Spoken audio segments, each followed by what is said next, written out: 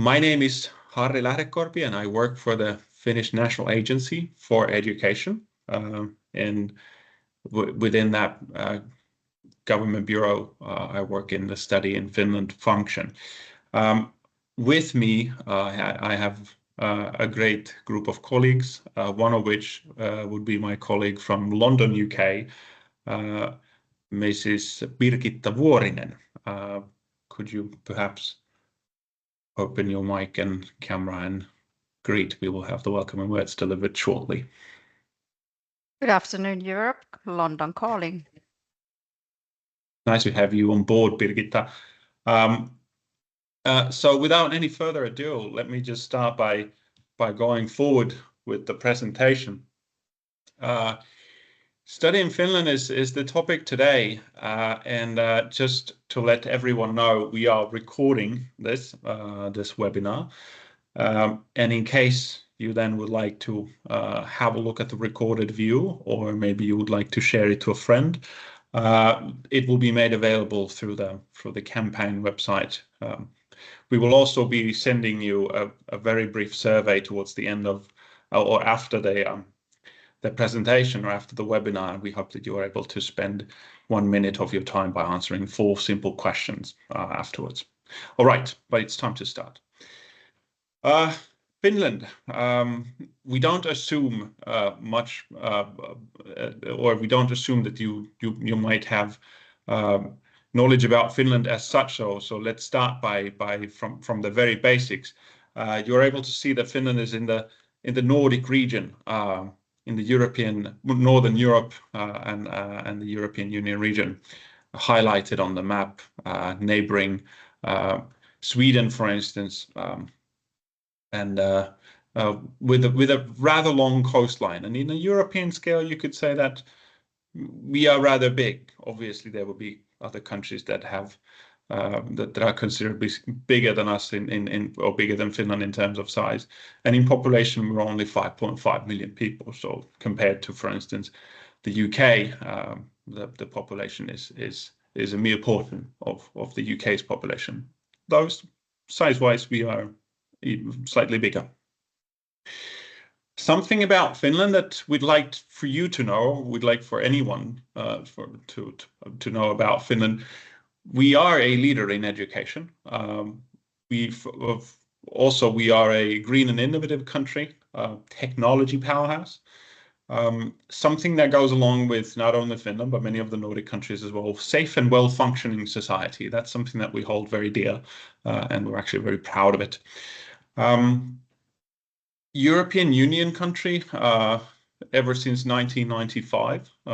So we are approaching the 30th anniversary for EU membership. Something that if you have heard about Finland, and if you come across with headlines, they might be connected to the World Happiness Report. Finland is the happiest country for the 7th year running, and you could maybe describe us as an adventurous and safe Nordic country with a top of the list higher education system.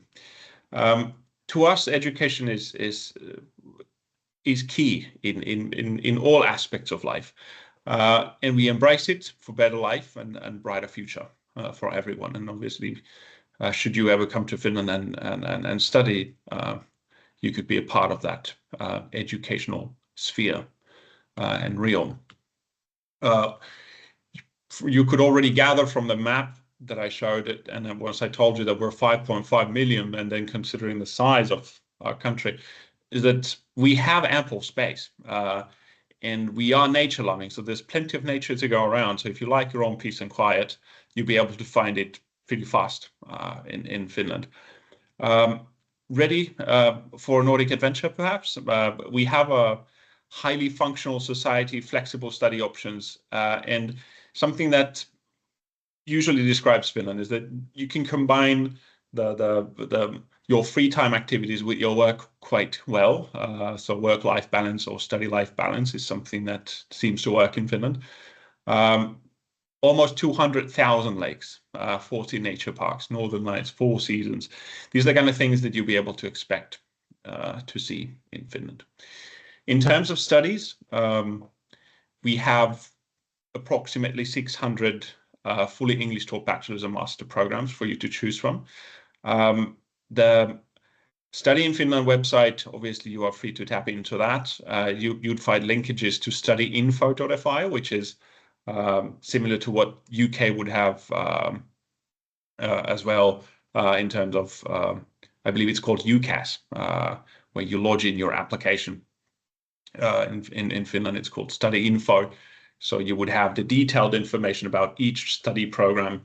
What are the score limits? What are the documents that you would have to have in terms of application? What are the application periods like? Very fine detail information with a relatively well-working search engine as well. So Study Info would be a nice place to then look into if you are considering to apply to a Finnish university. Something that you'd probably I have to apologize for this maybe being a bit boring slide, but I feel that in the interest of you knowing how to navigate the Finnish higher education system, you'd have to know the distinction between the academic universities and the universities of applied sciences. So the universities of applied sciences depicted on the right side, you'd see that you can do your bachelor's and then only after working minimum 2 years and having 2 years of working experience, then you could complete your master's if you study in a University of Applied Sciences. Usually, people graduate from University of Applied Sciences and they leave it to the bachelor, and then they progress to the working life. Obviously, they are free to move to a master level as well if they want to, but if you already know that you're doing that the master's studies that you want to do, maybe then the university would be it would be a more straightforward way of doing it, because then you wouldn't have to worry about the work experience. Furthermore, if you're interested in PhD level studies, academic universities are the only ones to be able to provide that. Yes, let's move forward. Maybe finally, before I let Birgitta take over, some key websites and sources of information that maybe I already have appointed to, or something that I already might have mentioned. Studyinfinland.fi is the website that we at Study in Finland that we administer and maintain. It's your official source of information on Finnish higher education information. Studyinfo.fi, the national online application portal, study program database. Then feel free to look into the university web pages. You are able to individually look at them, but probably you don't know what they are by name. So you probably maybe go into Study in Finland first, and then you see a full catalog of every university with linkages, and then you're able to browse. And then migri.fi would be, you'd need the site once if you want more information about residence permits. So as a student, you'll be coming in with a student residence permit, and more information about that is provided at migri.fi. But this is pretty much me at this point. I'd like to invite Ms. Birgitta Vuorinen, Mrs. Birgitta Vuorinen to then take the presentation forward. Thank you. Thank you, Harri, and good afternoon, everybody. My name is Birgitta Vuorinen. I work at the Embassy of Finland in London as a Team Finland knowledge expert, and my task here is to enhance bilateral collaboration between the UK, Ireland, and also Finland in the area of higher education, science, and research. And Harri explained what Finland and Finnish higher education institutions can offer to you. And with the same aim in mind, I will say a couple of words about and on R&D in Finland. So a Finnish higher education system is a so-called two-pillar system. So we have both universities and universities of applied sciences. So our higher education system consists of 13 universities and 22 universities of applied sciences. These higher education institutions operate under the Ministry of Education and Culture, but in addition to that, we also have a National Defense University under the Ministry of Defense, and then a Police University College under the Ministry of Interior. And in addition, there is a Swedish-speaking University of Applied Sciences in Åland. So our R&D ecosystem consists of higher education institutions, 5 university hospitals linked to universities, and then 12 governmental research institutes. And of course, there is research and development work done by the companies, from small and medium-sized companies to large companies. Can I have a next slide, please? The scientific impact of research in Finland is above the world average. However, the impact of scientific publishing in key reference countries is still higher than in Finland. And of course, we want to be better and run faster. And that is why we must keep on investing in science research and development. And in Finland, the governments have traditionally supported research and innovation. A great example of this commitment is the period in early 1990s when Finland experienced an extremely severe economic depression. But despite the harsh economic situation, public investments in research and innovation were not cut, but actually increased. And while R&D investments are already among the highest in the world, in Finland, an even more ambitious target has been set recently to reach the level of 4% of R&D expenditure of the GDP. This was concretized by the Finnish Parliament recently, which formed a historical parliamentary consensus on this R&D investments. And we have also formed a national roadmap to reach this goal. This is a great news for the national R&D ecosystem, of course, but also for our international partners, because Finland will now have more resources for international collaboration too. And in addition, we need companies, of course, and companies have to significantly increase their R&D investment. So the public funding is not enough. And companies also have to improve their ability to translate R&D to innovations. And another national incentive now is that with this increased R&D funding, we will also develop the entire Finnish R&D and I system. So there are a lot of work in progress at the moment. Can I have a next slide, please? Finland ranks often near to the top. For example, Finland ranks second in the latest European Innovation Scoreboard. And this is a performance of EU member states innovation systems, and there we are, I think, third from the right. So there's Denmark and Sweden in front of us. According to OECD, Finland's strengths continue to be a well-functioning R&D and I system, the general cost level of R&D and I activities, and a strong knowledge base in a few sectors and areas of expertise. And Finland has, for instance, world-leading expertise in some areas of the so-called twin transition, which involves digitalization and clean transition. In 1990s, the global success of Nokia spurred the development of ICT in Finland. And as a reflection of that, currently half of the world's population uses mobile technologies developed in Finland.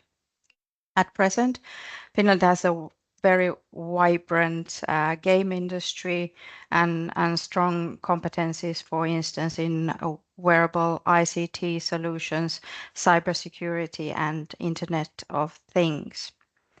And as nearly all countries in the world at the moment, also Finland is currently trying to unleash the potential of artificial intelligence. And AI research has already long traditions in Finland. During centuries, Finland has lived off its forests.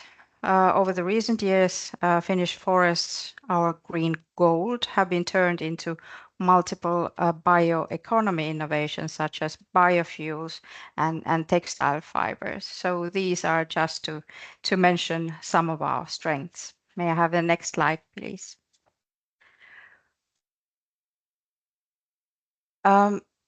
This slide is about Finnish flagship program, and that is the program of the Research Council of Finland. The aim of the program is to promote active collaboration between research, business, and society in the field of each of these flagships. At the moment, there are 14 different flagships, each operating in a specific field. This is a very small letters here, but just to mention some of these, for instance, there is one flagship for inequalities, interventions, and new welfare state. So not all of these are about technologies, but they are technologies represented as well. For instance, 6G flagship and Finnish Center for Artificial Intelligence, digital precision cancer medicine platform, and innovation ecosystems based on the immune system, so on health and medicine as well. I'm not going to go through this slide, but to use this also to highlight the recent investments that the government has made. This year, the government decided to add 1,000 PhD posts to our universities, and the amount was 1,800 of those PhD places went to these Finnish flagship program areas. So this probably would provide a lot of opportunities for those who are interested in PhD studies in Finland.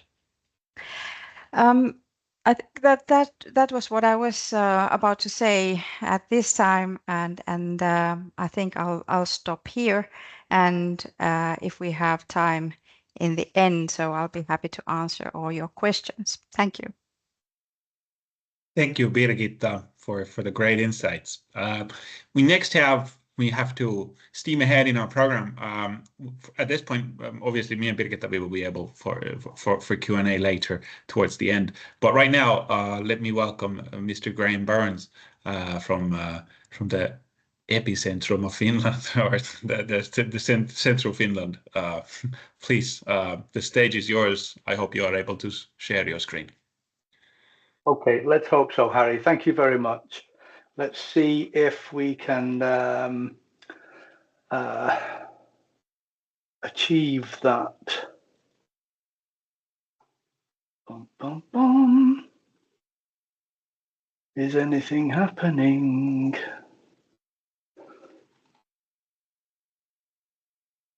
Hopefully that is coming now. Here we go. Okay, yes. Very Perfect. Good. Okay, so hello everybody. My name is Graham Burns. I'm a graduate of the Master of Arts program in Intercultural Communication in Jyväskylä University. The main idea of this short presentation I have for you this evening is to say that life will change. It's going to present new challenges. Some of those challenges will be small and some will be not so small. But as they emerge and one door closes in front of you, another one will open. And then it's about how you take advantage of that, how you make the most of that opportunity. So I've been asked to talk about my career after graduating, but for that to make sense, we have to go back some years before that point, because I didn't go to university until I was in my mid-40s. I was a very mature student, let's say. So a lot of what I have been able to use in the next or in the last few years have been learned over many, many years. So before going to the university, I was a professional soldier. For 26 years, I traveled around the world doing lots of different work, working with a lot of different people, many of whom had very different worldviews to me, very different values. I learned a lot about teamwork, as you might expect from a military environment, but I also learned self-discipline and the ability to work independently in a self-directed way, which in the military environment could be a little bit odd, to say the least. However, it was mostly about understanding the relationship between delegated authority and the responsibility that came hand in hand with that. I also developed a deep sense of empathy so that I could understand different people's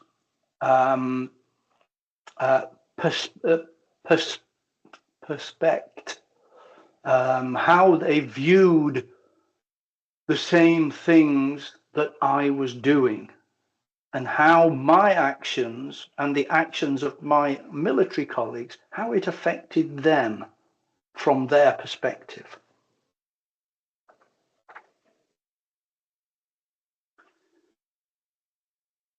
As I said, I went to university as a mature student, and I couldn't just enjoy my time in university because I had bills to pay. I had a house, a car, a wife, a family. So as one door, that door to the military career closed, another one opened up in front of me, and I became an entrepreneur. I set up and developed a small enterprise teaching English language to companies and organizations in this area of central Finland where I still live. I also worked during that time for Jyväskylä University in the Language Centre, for the Open University, and for a number of different colleges that were licensed to deliver foundation year studies for bachelor students. There were so many of them. Do you know, one of the hardest things I had to do in that period was I had to learn how to teach phonetics online during the pandemic. Wow. Going through that door caused me a lot of work. I had to study so hard to work out how to do that. But it worked. The course was a success and everybody graduated. Other doors opened for me at various points in this time. Some in Jyväskylä's University of Applied Sciences, called YAMK. I was asked to do some professional development training for teachers, which was hourly paid work and not many hours either. But it was an opportunity. It was an opportunity for me, not only to earn money, of course, but to learn. And so I took it. I went through that door also. I was also asked to manage a large international conference for the University of Applied Sciences School of Professional Teacher Education. Again, something else, something new that I hadn't done, something I had to learn how to do. A slightly bigger commitment than the hourly paid teacher, but it wasn't huge. But during this period, I learned a lot about the practical aspects of planning and delivering particular events. I certainly earned financial awareness as an entrepreneur. But I also learned what I like to call intercultural acumen. And by this, I don't mean simply knowing how to behave and what behaviors to expect from different people from around the world, but understanding why those behaviors appear. That can give you the tools in order to create a win-win environment in a multicultural setting.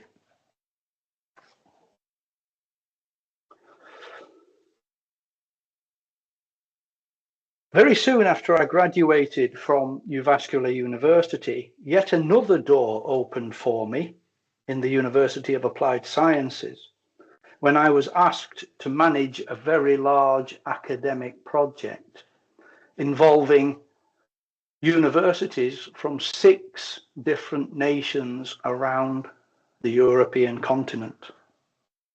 And of course, I did it. I agreed. Yes, let's go. So I stepped through that door immediately, and I knew it would be a good move. Okay, I had to learn how to do it, of course, but I knew it would be a good move. And so it's proved, because I'm now employed full-time doing that role.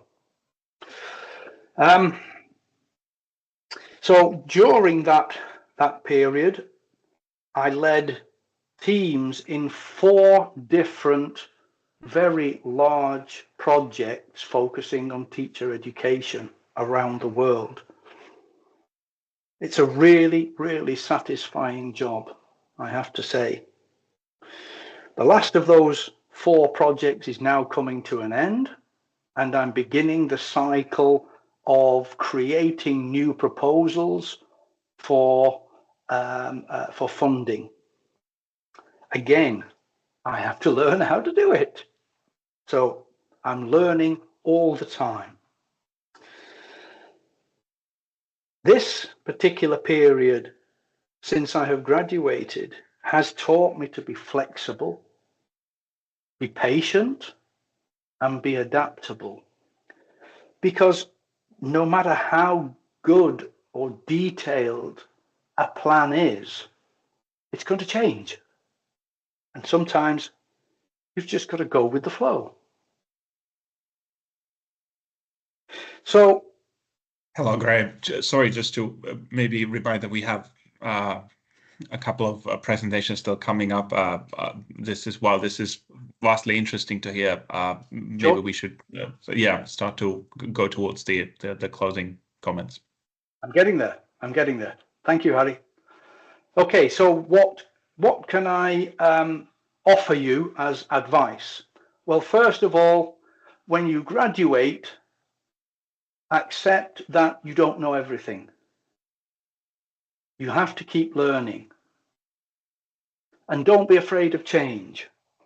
Life has a way of disrupting you, but that's part of how we develop, how we learn, and how we grow.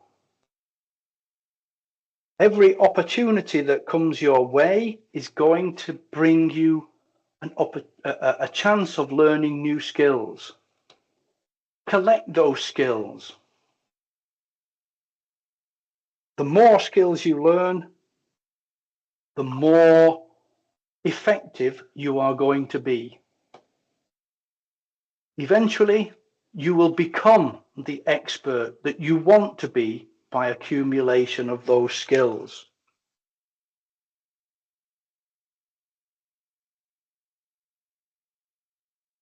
By combining all these things that I have learned over the years with what I learned during my studies in Jyväskylä University, I'm now an expert doing a very, very enjoyable job with a lot of very lovely people from all around the world.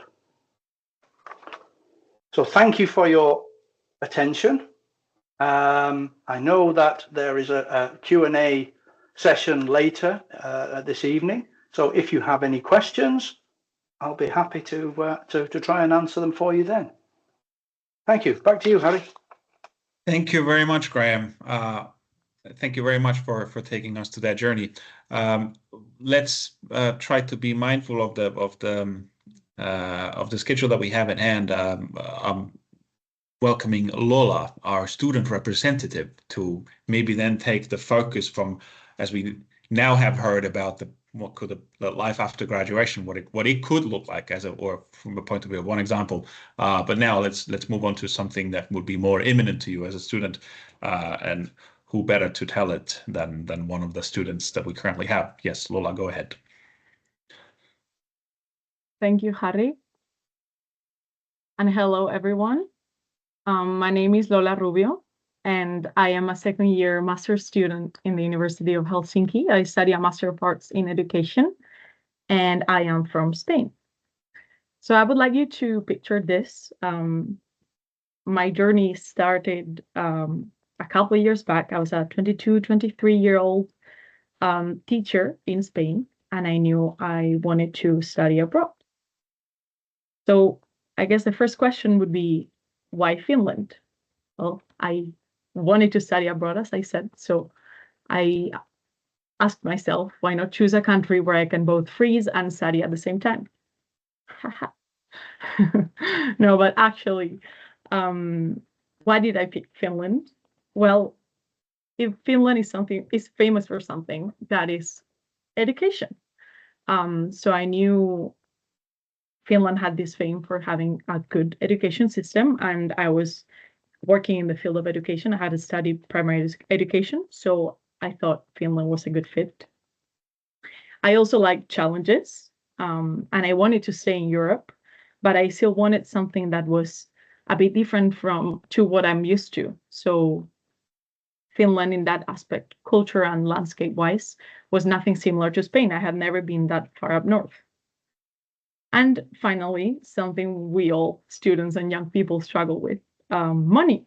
I knew that it was free, or tuition was free for European students in Finland. And also, there were some benefits to being a student in Finland, like affordable housing, and other subsidized services. So I made my decision. I chose Finland, and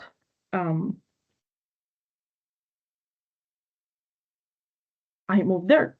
So my first impressions weren't idyllic. Finland wasn't love at first sight. And the first thing I got was a culture shock and a lot of complaints. So I applied, and guess what? I got accepted. Yay! So I packed my bag with hopes and dreams, and I moved to Finland. And moving to a new country is overcoming a lot of challenges, a lot of bureaucracy. I had to furnish my room. I had to just navigate a whole new world, a whole new system. And oops, I don't know if you're hearing this video. It's a bit loud. So I was hearing that Finland had it all. I could be independent, and it was a quiet country. And also I heard that it was cold. So at first I was like, people said, you can study at your own rhythm. You can choose whatever interests you the most. And I thought to myself, that's not what I really like. I'm used to having someone by my side telling me what to do, what to study, having exams by the end of every semester. And I thought that system really wasn't my thing. But spoiler alert, I love this system now, and I have learned how to adapt to it. And actually, I love it now. I could not go back to the previous education system I had back at home. Then Finland was a quiet country. I was in the bus and everyone was quiet. I'm a very loud and chatty person, and I really thought, I don't know how this is going to be a good match. I don't know how I'm going to survive here. And everyone said, silence is golden. And I was just there, just being the loudest person in the room, and I struggled with it. And then the cold. I arrived in autumn. It was rainy. It was cold for me. I had never been below 0 for more than a day. And I struggled, but it was not only the weather, but also the people. I was like thinking they weren't too, they were friendly, but they weren't too close to me. And that scared me, especially like, knowing the language and being in this new place. I'm really an outdoorsy person, or back in Spain, I like riding my motorcycle. I like diving, and I had to find new hobbies and new friends all of a sudden. So I was a bit worried. I have to be honest. But then after a year, more than a year I've been living here, what does my life look like now? And what made me fall in love with it? It's a bit cheesy, but you're gonna pardon me. This is what my life looks like now. I've been talking a lot about this weather already, so I must tell you that I like Finland now regarding the weather. There are 4 seasons. I try to make the most out of every season. There's like this urge to do all these different activities and plans during the 4 seasons that we have here. It's true that it gets very cold, but it also gets warm in the summer. It's true that there are a few light hours during the winter, but there are also a lot during the summer. And I had to learn new hobbies or find new hobbies, as I said, and make new friends and celebrate new celebrations. So here you have me in autumn with the falling leaves and the lovely colors, in a nature walk or a hike without many hills, because Finland is a very flat country. Or in winter, I started ice skating and playing with snow and sledding, and just being surrounded by snow is something that I'm looking forward this year. So I never thought I'd find myself in this situation. This is Vappu. It's a Finnish. It's a bit before spring, but I think it pictures what spring looks like in Finland. It's a celebration here, and I found out that Finland has a very active student life. There are so many events, so many parties, and so many new stuff for me that I love. So being an active and outdoorsy person, and chatty and loud, as I already mentioned, I love this part of Finland.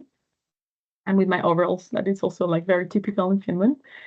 And finally, summer. This is in Juhannus, which is the longest day of the year. The sun barely sets, and we go sauna and swim in the lake, and I ended up loving every season. So something I also love about living and studying here is enjoying an amazing cultural offer at affordable prices. So some people may think that this is a boring country or there's much to do, but that's not true. Something I love, and this is something very personal, but there is always something to do if you look for it. And here you have museums, tons of museums. You can get a museum card and visit all of them in Finland during the whole year. And there are just so many I haven't visited yet, and they're right next to home. And so that tells you how much there actually is to do during your free time. I go to a lot of concerts. I like live music. So this at the Helsinki Philharmonic Orchestra, also the opera, and there are student discounts. So I could enjoy this for less than 50 euros and this for less than 3 euros. And also many art workshops. And Finland is very safe, which I love. And it's also very well connected, which allows me to travel to different places and really be independent and do whatever I want. Also, like attend different seminars in different universities, and after all, enjoy my life here and be busy, which is something again I really like.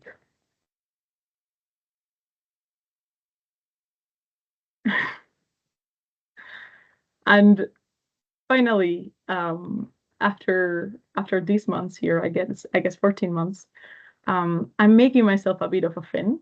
I still have my culture and my personality, but I've made some of these Finnish traits part of who I am. So here you have me singing karaoke.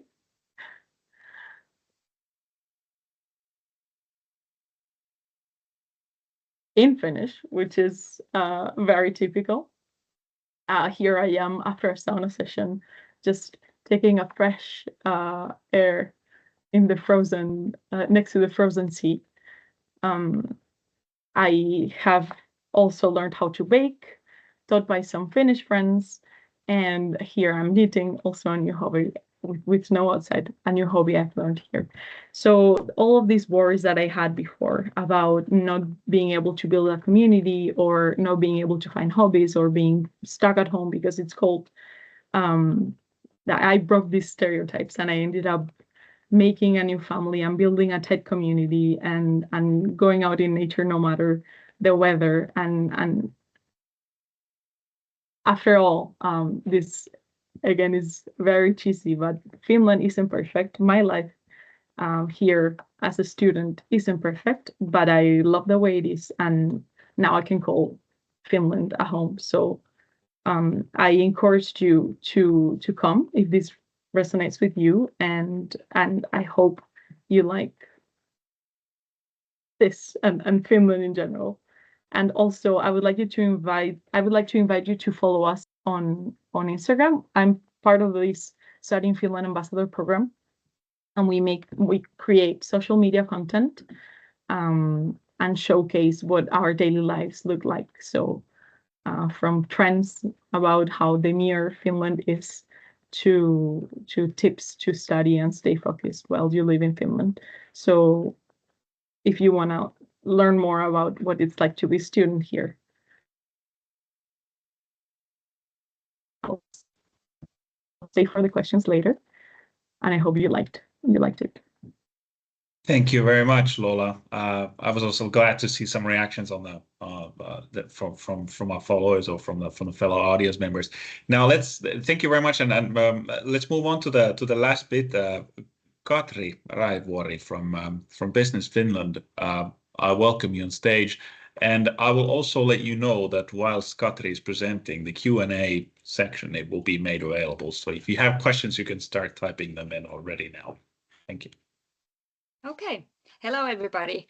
And thanks for previous presenters for very interesting presentations. They were really nice. My name is Katri, and I'm going to talk a little bit about the work life after your studies. So obviously, we would like to keep you in Finland. So it's also time to think a little bit about what happens after the studies. So basically what's unique in Finnish work life is the work-life balance. We really don't work that long of a days because our companies and the culture is so that the employers also realize that if you're well rested, you're actually better resource, you're happier, and you're more motivated to work. And that's also why we have long holidays in summertime. Usually people are off for like an entire month and don't even think about work. And also unique about Finnish work life is that we have really vibrant startup scene, and I'm going to talk a little bit more later on that. But there's exciting, like techie, mostly techie, maybe opportunities in that sector, or not techie opportunities, but like in the tech sector, which is, of course, there's a lot of like marketing jobs and other jobs as well in those sectors. And also we're quite innovative, and it's part of the vibrant startup scene, but also because it's really flat hierarchy working culture. So you don't really have to be scared about throwing ideas to your boss or just calling your boss by his or her first name, etc. So it's easily approachable, and therefore you can have like good ideas or bad ideas. It's okay, and you don't have to worry about sort of losing your face. And we also, according to some studies, we have the best opportunity in Europe for employees to develop their skills at work. So it's like we appreciate learning while working, and we're number one in that in Europe. And then about some Finnish industries, as I mentioned, it's a very tech country, but also clean tech, maritime are quite big. We have these big shipbuilding places in Finland, and we really also work on the sustainability issues. And some industries, though in the beginning there was already some of these mentioned, so sorry for repetition here, but it's a great destination for tech talents, and these figures are quite high, considering that we are only 5.5 million people here, so many people work in this sector. And then another big one is health and life sciences, which is very digitalized in Finland, and that you can see in everyday life as a person who uses healthcare. We have 100% of records in electronic format, which is not everywhere like that.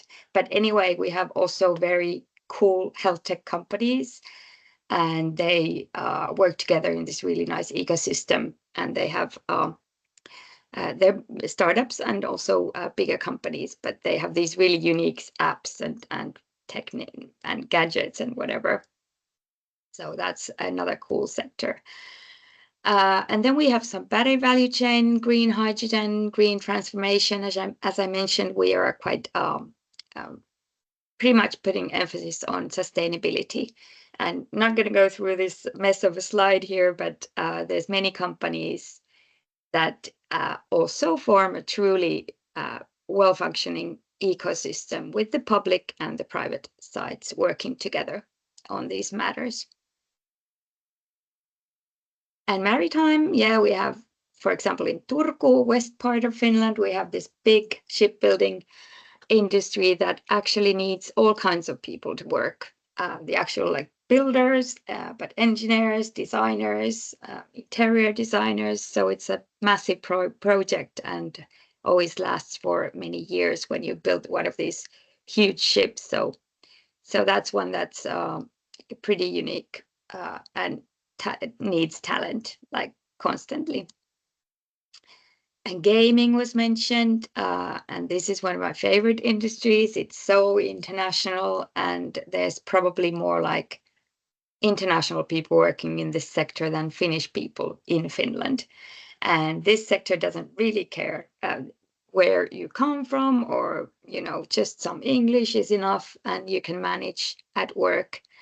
And they are also very welcoming and very sort of well, they are of course cool, you know, like Supercell and Rovio originate from Finland, but they are very sort of relaxed environments to work, and it seems like they have a lot of fun as well. And then if you decide to stay in Finland, which we very much hope, this is one site where you can go. There's open positions here, but also a lot of useful information about Finland, about where to get some advice, or you know, different cities, and you name it. So we call it like a one-stop shop for international talent that wish to find out how it is to work in Finland or find actual job in Finland. So that's one to bookmark. And then another option for working is launching your startup. As I mentioned, we have a really cool startup in ecosystem, and we have Slush here, which is the biggest startup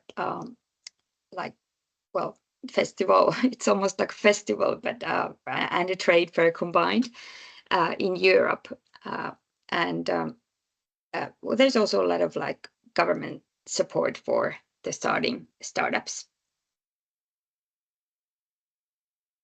And then about working while studying, you may consider that you want to work, especially during holiday times or maybe part-time jobs, because there's also possibility to do that in Finland, because you also have study life balance in Finland. So you have some time to work if you wish. So you can work average 30 hours per week with your student permit. And during holidays, you can work more. And then, you know, if you have intensive period in your studies, you can work less. But the average has to be 30 hours a week during the year. And exceptions, if your study is internship or diploma work is included in your study, then it's part of your studies and it's not calculated working. So you get some points for that. So it's part of your entity, your study entity. So that's an exception. And then just some links. I don't know if Harry will share these slides, but there's some channels and some nice and funny stories about Finland, and some talents telling how it is to live and work here. And that's it. Hopefully I didn't take too much time.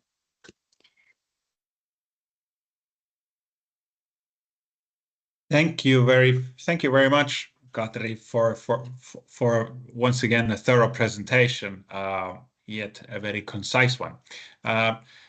I have a couple of questions in my mind that the Q&A pane is made available for you as well. And while we have people who we might be addressing the questions as well, but one thing that I also would like to ask, maybe first from Lola as a student, do you feel what is your take on the Finnish language? Do you need Finnish language, and would you recommend it to study it for those who are considering studies in Finland? So I think it's important to learn the language, or at least the basics of Finnish. It's not an easy language, especially grammatically, but it's not necessary. You can navigate everything in English, and you may look a bit stupid just walking around the supermarket with your phone. That's why I said it's more convenient to learn the basics.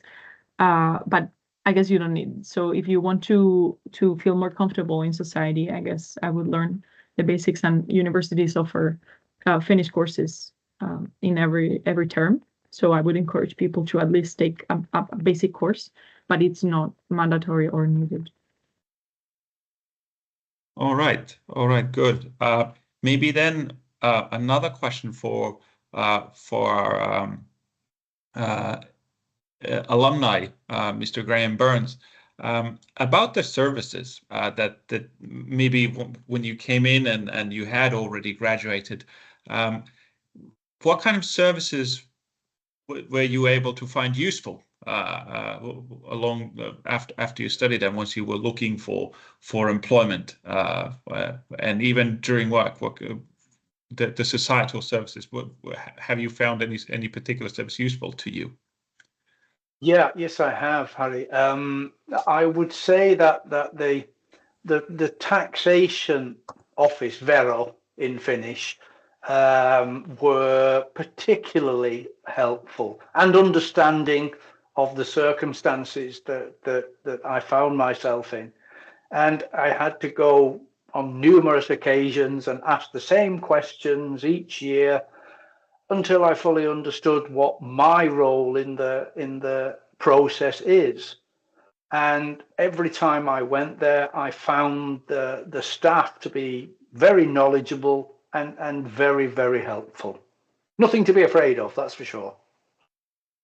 Thank you very much. Yeah, indeed. For those who are like in Finland, and even I myself, don't ask me why, but I follow the Finnish tax office. I follow their Instagram and LinkedIn because they actually have a sense of humor. So it's maybe surprising to some others, but in Finland we are quirky in the way that we actually love our tax officials. And we are the happiest country in the world and probably the happiest taxpayers in the world. Thank you, Graham, for those insights. Then maybe a question well, there's a question about, is there an allocation of study places for foreign students? That's in the chat. Let's get this cleared out. No, there isn't. So we are not, like, that would be discriminatory by Finnish standards. Like we think that if we were to allocate study places according to what nationality you hold, we feel that would end up into an impossible situation where we would have to value one nationality over the other. So we don't start that thing at all. We don't want to step into that game at all. So there are no places. Simple rule is that you just have allocated places that are not dependent on what nationality you hold. So you just have to beat the admission, and once you do that, regardless of your nationality, you get it. Then about maybe a question to Lola. We're closing into the final minutes of this webinar, but just a question to Lola about your free time. What do you enjoy doing on your free time? We saw that obviously you've been to karaoke, but is there maybe unless that's something like a weekly appointment that you have, but is there something else that maybe you do on a more regular basis that Finland enables you to do? Yeah, as I mentioned, I really like live music, so I go to concerts very often. I meet with my friends in cafes or libraries. Those are also fun because you can have coffee or play board games in libraries here. I just go for walks in nature, or I like arts and crafts, so I also do that with friends. Like there are many things that you can do also if you're more sporty. There are many opportunities for ice skating or ice hockey or during winter, or if you like cross-country skiing. There are tons of things you can do. So it's actually difficult to get bored. All right, that's thank you for the insight. I also noticed I have a question here there was a question dedicated to Katri. I'm glad to be able to get one for Katri as well. A question for Katri. Thank you for your informative presentation on the future prospects. If one is keen to work on the healthcare sector, particular patient fronting roles, would Finnish language be required? So I'm assuming that we're talking about different levels of nursing. Yes. Care to comment on that? Yes. Well, basically, doctors and nurses have to offer because they might have people that don't know English, and also because it's a matter of sort of like health and sometimes life or death, so it has to be Finnish. But I was talking about the health tech sector, which is completely different. It's all English, and also IT sector. But we do have like a lot of international people nursing in like elderly nursing homes working, because I think because you have many people, not everybody has to necessarily speak Finnish, because then there has to be somebody on the shift that speaks Finnish. But yeah, therefore I'm not completely sure about nursing. But if you're like the doctor and you have a patient, that's for sure that you have actually, unfortunately, have to know Finnish. Thank you very, thank you very much.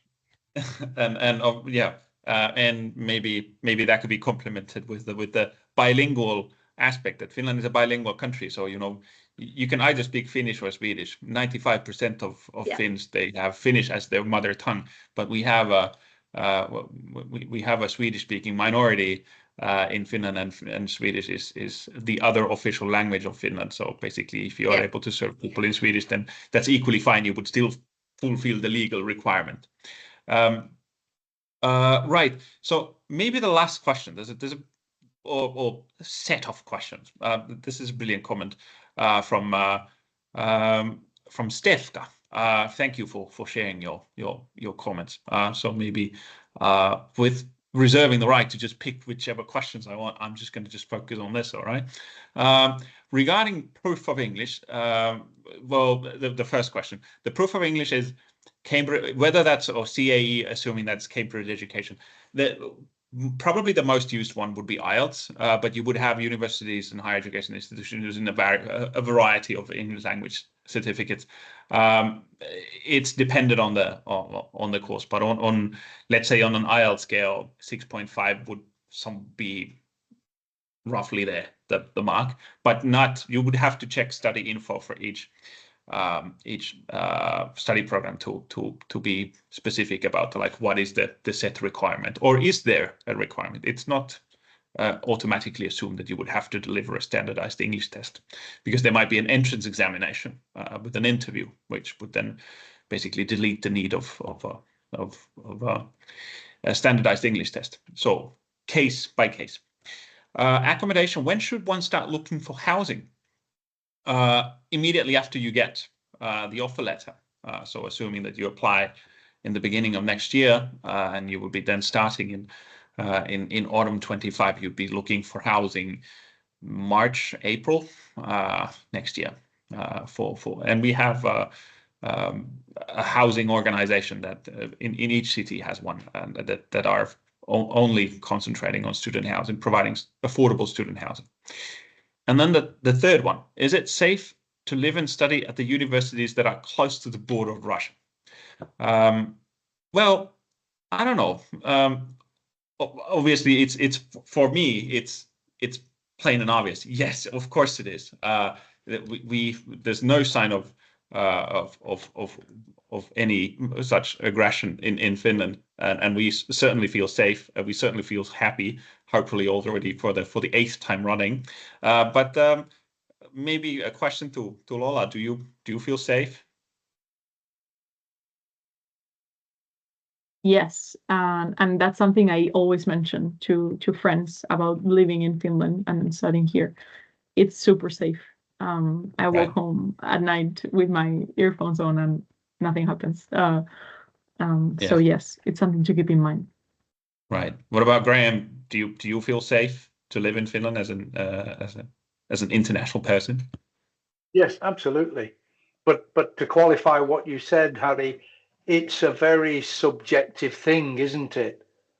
Just because I feel safe, you feel safe, and Lola feels safe, doesn't mean to say that everybody is the same.